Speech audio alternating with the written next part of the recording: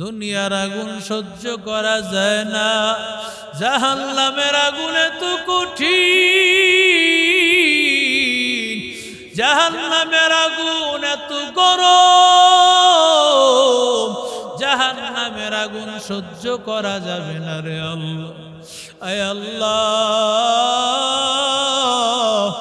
দুনিয়ার আগুনে জ্বালাও। আয় আল্লাহ, জাহান্নামের আগুন সহ্য করতে পারবো না। দুনিয়াতে হাতে আগুন লাগলে সহ্য করতে পারি না, আর জাহান্নামের আগুন কত মারাত্মক হবে রে মালিক, সহ্য করা যাবে না। ও আল্লাহ, আয় আল্লাহ, আমাদের গুনাহের কারণে বুঝি ওই কবরের মধ্যে জাহান্নামের আগুন, ওই কবরের সাপ, ওই কবরে বিচ্ছু, ওই কবরের মাটির চাপ সহ্য করা যাবে না রে আল্লাহ। আয় আল্লাহ, একটা সেকেন্ডের আযাব সহ্য করা যাবে না। আয় আল্লাহ, আপনি আমাদের সবাইকে মাফ করে দেন। আয় আল্লাহ, আয় আল্লাহ, আমাদের সবাইকে ঈমানদার বানায়া দেন। আয় আল্লাহ, আয় আল্লাহ, ঈমান আর আমল নিয়ে কবরে যাওয়ার তৌফিক দেন। সব সময় জবান দিয়া বান্দা যখন জিকির করবা, আল্লাহ তোমারে ভুলবে না। আল্লাহ বলে, ওরে বান্দা আমারে তুই ডাকবি, ফাযকুরুনি আযকুরকুম ওয়াশকুরুলি ওয়ালা তাকফুরুন। আমি আল্লাহরে স্মরণ করবি, আমি আল্লাহ তোর স্মরণ করব রে বান্দা। ওরে বান্দা আমারে ডাক, ডাকার মতো যদি ডাকতে পারো, আমি আল্লাহ তোরে ভুলবো না রে বান্দা। আমি আল্লাহর মহাব্বত নিয়ে কবরে আসো ও আল্লাহর বান্দারা। এজন্য মাওলায়ে পাকের জিকির করো, জিকির করতে করতে বান্দা তোমার জিহ্বাটা তাজা হবে, তোমার অন্তরটা তাজা হবে রে গোলাম। ওরে বান্দা, জিকির করিয়া যদি বান্দা কবরে যাইতে পারো, মরণের সাথে সাথে তোমার জবানে আমার আল্লাহ জিকির চালু করে দিবে। এটাকে বলা হয় কিয়ামত। মাগরিবের নামাজের পর প্রতিদিন সূরাতুল ওয়াকিয়া আমরা তেলাওয়াত করি, অনেকে পারি না, এই জন্য পড়ি না। আল্লাহ তাআলা সূরাতুল ওয়াকিয়াতে বলেন, ইযা ওয়াকাতিল ওয়াকিয়া, যখন কিয়ামত ঘটে গেছে। অর্থ হলো কিয়ামত ঘটে গেছে, অথচ কিয়ামত এখনো হয় নাই, এটা হবে। কিন্তু সেটাকে আল্লাহ তাআলা হয়ে গেছে এই শব্দ বলে বুঝাইতে চান। কিয়ামত এমন একটা জিনিসের নাম, কেমন যেন এটা না হইলেও এটা হওয়া বাস্তব, সুনিশ্চিত। এই জন্য আল্লাহ বলছে এটা হয়ে গেছে। অনেকে বলে না যে এটা হয়েছে, নিশ্চিত হয়ে গেছে, যখন কনফিডেন্স অনেক বেশি থাকে যে হ্যাঁ এটা হয়েছে।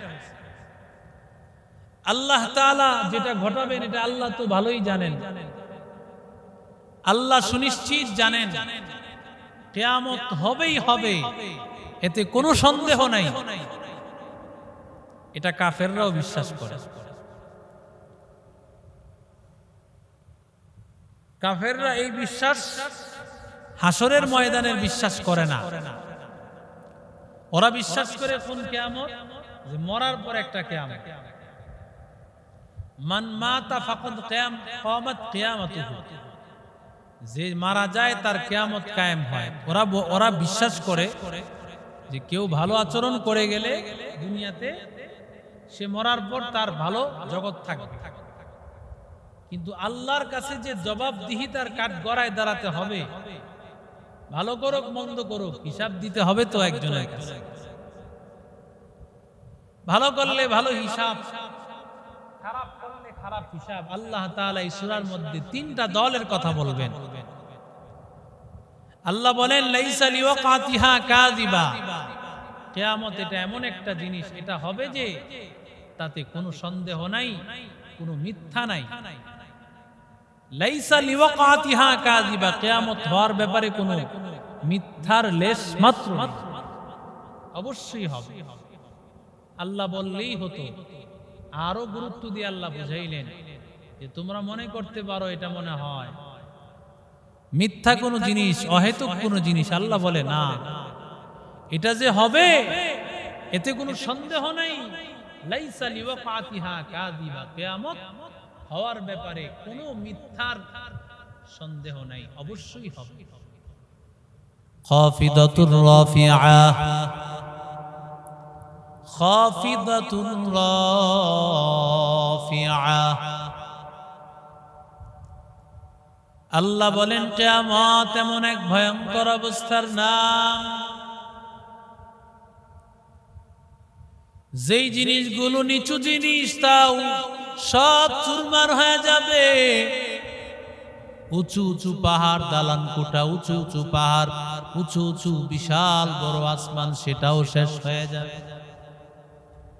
এত বড় আসমান, যেই আসমান কেউ দুনিয়ার কেউ যেতে পারবে না, প্রথম আসমানে যাওয়া সম্ভব নয়। শত শত বছর দৌড়াইয়াও আসমানে যেতে পারে না, এত উঁচু পাহাড়, এত উঁচু আসমান। আল্লাহ বলেন আমি আল্লাহ এই সব উঁচু জিনিস, সব নিচু জিনিস, সমস্ত কিছুকে আমি আল্লাহ শেষ করে দিব। খাফিদাতুর রাফিআ, একটা অর্থ হলো আমি আল্লাহ উঁচু জিনিসকে শেষ করে দিব, নিচু জিনিসকেও শেষ করে দিব। বাদশাও শেষ হয়ে যাবে, প্রজাও শেষ হয়ে যাবে, দুনিয়ার টাকাওয়ালারাও শেষ, দুনিয়ার টাকা সারাওয়ালারাও শেষ হয়ে যাবে। এরে নবীর আশিক উম্মতের দল, খাফিদাতুর রাফিআ, আল্লাহ উঁচু জিনিসকেও শেষ করবেন, নিচু জিনিসকেও শেষ করবেন। কিয়ামত থেকে কেউ বাঁচতে পারবে না, কিয়ামত থেকে বাঁচার রাস্তা হবে না। আল্লাহ তাআলা বুঝাইতে চান, মুফাসসিরিনে কেরাম বলেন এটার আরেকটা অর্থ হলো খাফিদাতুর রাফিআ। আমার আল্লাহ কিয়ামত এমন একটা ভয়ঙ্কর অবস্থার নাম, ওই ভয়ঙ্কর অবস্থাতে যেই বান্দাগুলো মুমিন বান্দা, দুনিয়াতে মুমিন বান্দাকে মনে করতোর মতো দুর্বল কেউ নাই, কারণ মুমিন বান্দাকে দুনিয়াতে দুর্বল মনে করা হতো, ওদেরকে দুনিয়াতে দুর্বল ভাবা হইতো। রাহমাতুল লিল আলামিন বলেন খাফিদাতুর রাফিআ, আমি আল্লাহ ওই দুর্বল মানুষগুলোকে সবল বানায় দিব। বাহাদুরি তো সব শেষ, আর কিয়ামতে মুমিন বান্দা, জাকিরিন বান্দা, ইমানদার বান্দা, দাড়িওয়ালা বান্দা, নামাজি বান্দার খেলা তখন শুরু হবে, ঠিক না বেটি? এজন্য বলে খেলা হবে, আমরা বলি এই খেলা হবে, আমাদেরকে বইলো না, খেলা হবে তো শয়তান বলছে। আল্লাহর কাছে বলে আসছে খেলা হবে, আপনি জান্নাতে নিবেন আর আমি এর ধোঁকা দিব, ডানে বামে সামনে পিছনে। আল্লাহ ভুলাই দিছে উপরের কথা। আল্লাহ বলে তুই সব দিক থেকে ধোঁকা দিবি, আমি আল্লাহ উপর থেকে রহমত দিয়া সব ভুলাই। মুমিন বান্দা আল্লাহ তাআলা তাদের সম্মানকে বাড়ায় দিবেন, ইজ্জতকে বাড়ায় দিবেন। সেই হাসরের ময়দান, হাসরের ময়দান তাদের জন্য হবে আনন্দ, মুমিন বান্দার জন্য আনন্দ হবে। আল্লাহ বলেন খাফিদাতুর রাফিআ, দুর্বল মানুষগুলো তখন সবল থাকবে, উঁচু হয়ে যাবে। যেমন রাসূল বলেছে 10 বছর আযান দিলে আল্লাহ তার গলাটাকে সবার উপরে উঠায় দিবে। মুহাদ্দিসিনে কেরাম বলেন তার মানে গলাটা কি জিরাফের মতো? না না, জিরাফের মতো হবে না, বরং মানুষ বলে যে তাকে সবার উপরে দেখা যায়। অর্থ কি? সবার চাইতে তাকে আলাদা দেখা যাবে। সব মানুষ এক নজর দেখলেই বুঝবে যে এই লোকটা আসলেই সবার নেতা, নেতৃত্বের আসনে। যখন মানুষ নেতা হয় এর দেখাশোনাও কিন্তু কিছু ভালো দেখা যায়। পুলিশের চাকরিতে, আর্মিতে, র্যাব, বিডিআরের চাকরিতে লম্বা না হইলেই নেয় না, কারণ দেখাশোনায় দরকার। মুহাম্মদুর রাসূলুল্লাহকে দেখলে কাফেররাও বুঝতো এই সাহাবীদের মধ্যে ইনি হলেন মুহাম্মদ সাল্লাল্লাহু আলাইহি ওয়াসাল্লাম। রসুলকে আল্লাহ এমন কাইফিয়ত দিয়েছেন, লম্বু ছিল যেটা মানুষ লম্বু বলতো, ওই গুণ দেয় নাই। তবে হ্যাঁ, রসুলকে সবার থেকে আলাদা বোঝা যাইত ইনি মুহাম্মদ, ইনি হলেন সবার নেতা, ইনি হলেন মুসলমানের নেতা। সুবহানাল্লাহ। ঠিক আল্লাহ মুসলমানকেও সম্মান দিয়া, নামাজি লোককে সম্মান আল্লাহ ওদিন দিবেন। চোখটা বন্ধ করলে এক কিয়ামত, আরেক কিয়ামত হবে চক্ষু খোলার পর। সুবহানাল্লাহ। চোখ খোলার পরে না, আমাদের তো অনেক দিন ঘুমাতে হবে, কিয়ামত দেরি আছে, অনেক দিন আমাদেরকে কবরে ঘুমাতে হবে। সেখান থেকে আল্লাহ আমাদেরকে উঠাবেন তো উঠাবেন কেমন? যেই বান্দাগুলো দুর্বল ছিল আল্লাহ তাদেরকে সম্মান দান করবেন, ইজ্জত দান করবেন। হাসরে আল্লাহ তাআলা ওই মুমিন বান্দাদের আপন হবেন, বেঈমানদের আপন আল্লাহ সেদিন আর হবে না। বেঈমানদের বন্ধু আল্লাহ হবে না। আল্লাহ বলে নাই ইহুদিদের বন্ধু আমি, আল্লাহ বলে নাই মুশরিকদের বন্ধু আমি, আল্লাহ বলে নাই নাসারাদের বন্ধু আমি। আল্লাহ বলেছেন আল্লাহু ওয়ালিয়ুল লাযিনা ইযা রুজ্জাতিল আরদু রাজ্জা ওয়া বুসাতিল জিবালু বাসসা ফাকানাত হাবাআম মুনবাসসা। আল্লাহ বলেন জমিন একেবারে রাজা রাজা হয়ে যাবে, তুলার মতো উড়তে থাকবে। যেই জমিন নিয়ে আমাদের এত বাহাদুরি, যেই জমিন নিয়ে আমাদের এত বাহাদুরি, জমিন রাজা রাজা হয়ে যাবে, তুলার নিয়ে উড়তে থাকবে। যেই জমিনের সম্পদ নিয়ে এত বাহাদুরি, জমিন কিয়ামতের আগে সব সম্পদ গুলো বের করে দিবে। মানুষ বলবে স্বর্ণ অলংকারের জন্য আমি আমার ভাইকে মেরেছি, স্বর্ণর জন্য আমার হাত কাটা হয়েছে, জেল কেটেছি, নির্যাতিত হয়েছি, আজকে স্বর্ণ গহনা সব বের করে দিবে। কিন্তু বান্দা সেদিন আর কিছুই উঠাইবে না। ইযা জুলজিলাতিল আরদু জিলজালাহা ওয়া আখরাজাতিল আরদু আসকালাহা ওয়া ক্বালাল ইনসানু মা লাহা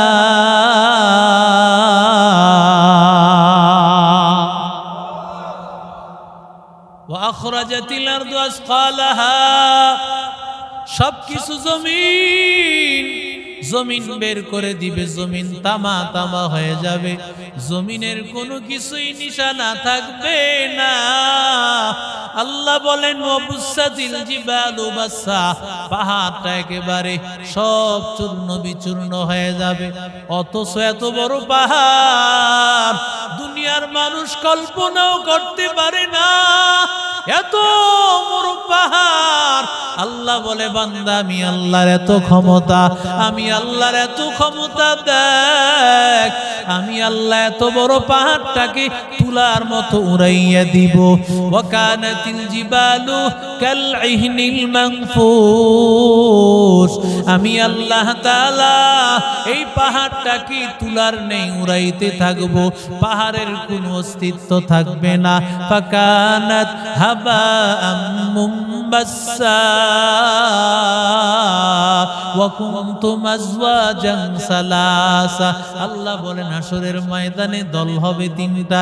এক নম্বর দল ফাসহাবুল মাইমানাতি মা আসহাবুল মাইমানা ওয়া আসহাবুল মাশআমাতি মা আসহাবুল মাশআমা ওয়াস-সাবিকুনাস সাবিকুন উলাইকাল মুকাররাবুন।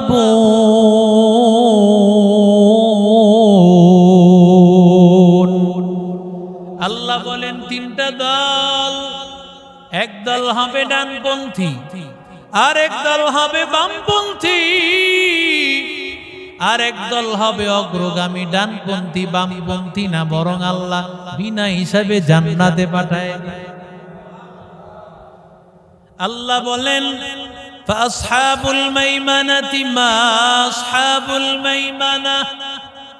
আল্লাহ বলেন ডানপন্থীরা জান্নাতি। ওয়া আসহাবুল মাশআমাতি মা আসহাবুল মাশআমা। যারা বামপন্থী হবে এরাও জাহান্নামী হবে। ডানপন্থীরা জান্নাতি, বামপন্থীরা জাহান্নামী। আল্লাহ বলেন ওয়াস-সাবিকুনাস সাবিকুন উলাইকাল মুকাররাবুন ফি জান্নাতিন নাঈম।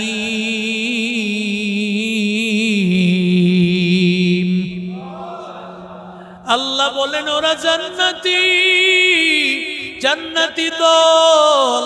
আল্লাহ ওদেরকে জান্নাতে পৌঁছাইয়া দিবে, জান্নাতুন নাঈমের মধ্যে আল্লাহ পৌঁছাইয়া দিবে। কেমন জান্নাত? আল্লাহ ডাক দিয়া বলেন আলা সুরুরিম মাউদুনা মুত্তাকিইনা আলাইহা মুতাকাবিলিন ইয়াতুফু আলাইহিম ওয়ালদানুম মুখাল্লাদুন। আল্লাহ বলেন ওরা টেক লাগাইয়া জান্নাতে একে অপরের মুখোমুখি হয়ে থাকবে, পেছন দিকে থাকবে না। দুনিয়াতে মানুষ পেছনে থাকে, একজনের পিছন আর একজনের দিকে থাকে, মুখোমুখি হয় না। কিন্তু জান্নাতে একজনের মুখোমুখি হয়ে অন্যজন থাকবে। দুনিয়াতে একজনের পিছনে আর একজন, কিন্তু জান্নাতের মধ্যে এমনটা থাকবে না। জান্নাতে সব মুখোমুখি হবে, একজনের সামনে আরেকজন, আর একজনের সামনে আরেকজন। সুবহানাল্লাহ। ইয়াতুফু আলাইহিম ওয়ালদানুম মুখাল্লাদুন। আল্লাহ ডাক দিয়া বলেন এমন ছোট ছোট বালক আল্লাহ তাআলা এদেরকে দিবেন গোলাম হিসাবে, এরা সেবক।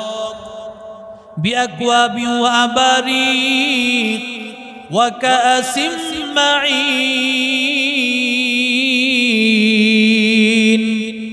আল্লাহ তাআলা এই ছোট ছোট বালকগুলোকে আমার মালিক আল্লাহ তাআলা ওদেরকে গোলাম বানাইয়া দিবেন, খাদেম বানাইয়া দিবেন। এই খাদেমগুলো ওদের কাছে পানির পেয়ালা নিয়ে আসবে, ওরা পানি নিয়ে হাজির, ওরা খাবার নিয়ে হাজির। গোলামের অভাব নাই। জান্নাতের মধ্যে কমপক্ষে ৭২ জন হুরার গেলমান দিবেন, প্রতিদিন আবার ২ জন করে দিবেন। আর সবার রানী হবেন দুনিয়ার নারী, দুনিয়ার যে স্ত্রী তিনি হবেন সবার রানী। এরে আল্লাহর বান্দা, এরে যুবক, আল্লাহ ডাক দিয়া বলে রে গোলাম, আমি আল্লাহ তোর জন্য রাখছি জান্নাত। ওরে বান্দা, জান্নাতটা এত সুন্দর, জান্নাতের দিকে তাকাইলে তোর মনটা ভরিয়া যাবে। যার আমি আল্লাহ তোরে যখন একবার ঢুকায় দিব, ওরে বান্দা ওই জান্নাত থেকে আর বের হওয়া লাগবে না। ওই জান্নাতের মধ্যে এত নিয়ামত আমি আল্লাহ রেখে দিয়েছি, আমি আল্লাহ এত নিয়ামত দিয়েছি। দুনিয়ার সব নিয়ামত বান্দা, সব নিয়ামত বাতিল, আমি আল্লাহর জান্নাতের নিয়ামত আসল। ওরে বান্দা, জান্নাতের নিয়ামত তোর আসল। কারণ একটা সেকেন্ডের জাহান্নামের আগুন সহ্য করা যাবে না, দুনিয়ার আগুন সহ্য করা যায় না। জাহান্নামের আগুন এত কঠিন, জাহান্নামের আগুন এত গরম, জাহান্নামের আগুন সহ্য করা যাবে না রে আল্লাহ। আয় আল্লাহ, দুনিয়ার আগুনে জ্বালাও। আয় আল্লাহ, জাহান্নামের আগুন সহ্য করতে পারবো না। দুনিয়াতে হাতে আগুন লাগলে সহ্য করতে পারি না, আর জাহান্নামের আগুন কত মারাত্মক হবে রে মালিক, সহ্য করা যাবে না। ও আল্লাহ, আয় আল্লাহ, আমাদের গুনাহের কারণে বুঝি ওই কবরের মধ্যে জাহান্নামের আগুন, ওই কবরের সাপ, ওই কবরে বিচ্ছু, ওই কবরের মাটির চাপ সহ্য করা যাবে না রে আল্লাহ। আয় আল্লাহ, একটা সেকেন্ডের আযাব সহ্য করা যাবে না। আয় আল্লাহ, আপনি আমাদের সবাইকে মাফ করে দেন। আয় আল্লাহ, আয় আল্লাহ, আমাদের সবাইকে ঈমানদার বানায়া দেন। আয় আল্লাহ, আয় আল্লাহ, ঈমান আর আমল নিয়ে কবরে যাওয়ার তৌফিক দেন। সব সময় জবান দিয়া বান্দা যখন জিকির করবা, আল্লাহ তোমারে ভুলবে না। আল্লাহ বলে, ওরে বান্দা, আমারে তুই ডাকবি, ফাযকুরুনি আযকুরকুম ওয়াশকুরুলি ওয়ালা তাকফুরুন। আমি আল্লাহরে স্মরণ করবি, আমি আল্লাহ তোর স্মরণ করব রে বান্দা। ওরে বান্দা, আমারে ডাক, ডাকার মতো যদি ডাকতে পারো, আমি আল্লাহ তোরে ভুলবো না রে বান্দা। আমি আল্লাহর মহাব্বত নিয়ে কবরে আসো ও আল্লাহর বান্দারা। এজন্য মাওলায়ে পাকের জিকির করো। জিকির করতে করতে বান্দা, তোমার জিহ্বাটা তাজা হবে, তোমার অন্তরটা তাজা হবে রে গোলাম। ওরে বান্দা, জিকির করিয়া যদি বান্দা কবরে যাইতে পারো, মরণের সাথে সাথে তোমার জবানে আমার আল্লাহ জিকির চালু করে দিবে। আল্লাহুম্মা সাল্লি আলা সাইয়্যিদিনা ওয়া নাবিয়িনা ওয়া শাফিঈনা ওয়া হাবিবিনা ওয়া মাওলানা মুহাম্মদ সাল্লাল্লাহু তাআলা আলাইহি ওয়া আলা আলিহি ওয়া আসহাবিহি ওয়া বারাকা ওয়া সাল্লাম। আল্লাহুম্মা সাল্লি আলা সাইয়্যিদিনা ওয়া নাবিয়িনা ওয়া শাফিঈনা ওয়া হাবিবিনা ওয়া মাওলানা মুহাম্মদ সাল্লাল্লাহু তাআলা আলাইহি ওয়া আলা আলিহি ওয়া আসহাবিহি ওয়া বারাকা ওয়া সাল্লাম। اللهم صل على سيدنا ونبينا وشفيعنا وحبيبنا ومولانا محمد صلى الله تعالى عليه وعلى